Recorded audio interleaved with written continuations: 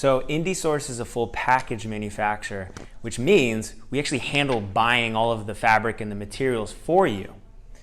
But sometimes we have brands that have already sourced their materials and they want to send it to us.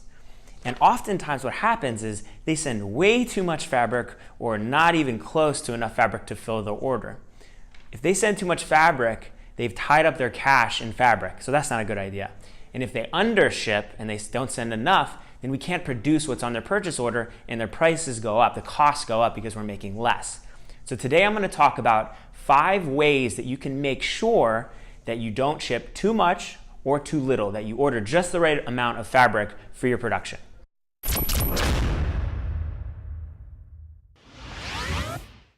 All right, so number 1 is make your markers first. So by completing your marking and grading, you'll know exactly how much fabric you really need. Oftentimes people will use just their pattern, their base pattern as a reference, but you won't get the big picture. So make the marker first and you'll get a yield that'll tell you exactly how much fabric you need to order.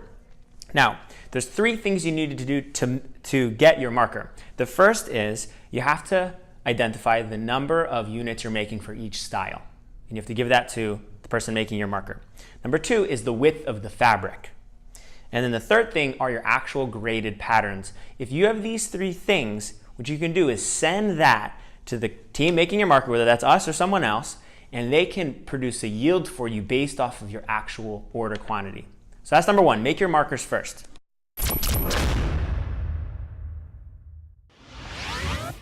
Second thing is shrinkage.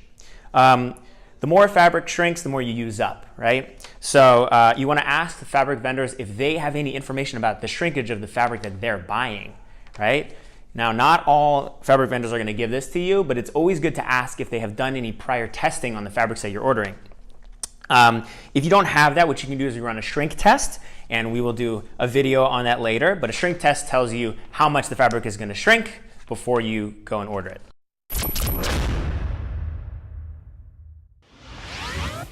Number 3, order enough to make at least 10% above what you need. So because there are losses when fabric arrives and cutting and then the sewing process, there's always going to be some damages in different loss areas. So you want to order roughly 10% above what your purchase order is to make sure that you have enough fabric. It's a good standard, but you also need to incorporate shrinkage, and different fabrics kind of have different rates of error, so you might want to consider that. But that's a good baseline for what to overshoot in terms of your order.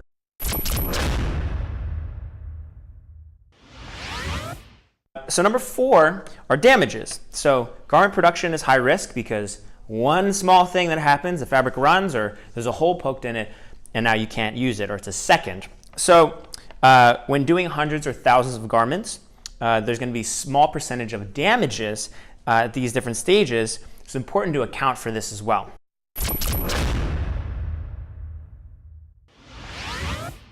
And then the 5th thing is knowing whether you're doing solid colors or stripes or another kind of print that actually will waste more fabric.